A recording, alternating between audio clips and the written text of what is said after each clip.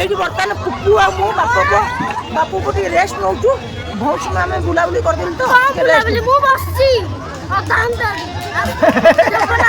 ଏଇ ସମୟରେ ନିଶା ସବୁ ଖେଳୁଛୁ। ତୁ କାହିଁ ଖେଳୁନୁ? ଯା।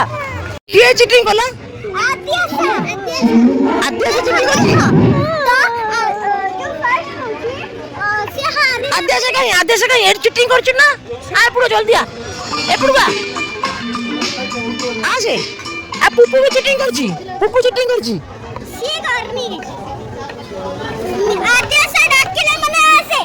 ଆସେ ଆଦ୍ୟା ସା।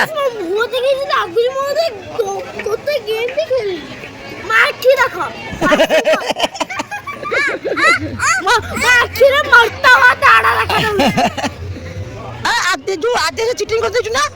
ଆଉ ଚିଟିଂ ନାହିଁ। ଆଜି ମୁଁ ଦେଖିବି। ଏତେ ତମ ଖେଳିଲା ବେଳେ ମୁଁ ଦେଖିବି, ଭିଡିଓ କରିବି, ଦେଖିବି। ଚାଲ।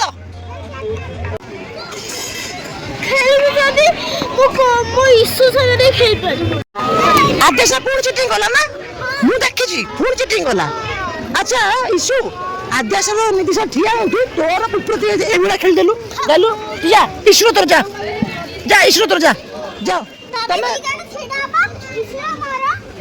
ହଁ ତମେ କାଉଣ୍ଟ କର। ଚାଲ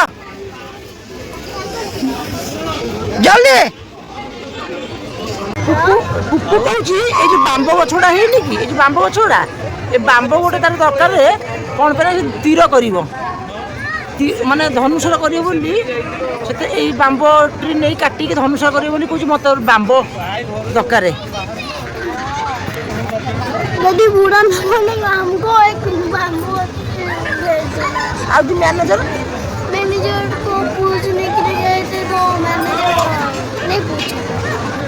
ମାନେ ଏଇ ଜାଗା ଯୋଉ ବୁଝାବୁଝି କରୁଛନ୍ତି, କହୁଛି ସେ ମ୍ୟାନେଜର ଯାଇ ପଚାରିଲେ ସେ ଆମକୁ ଦେବେ।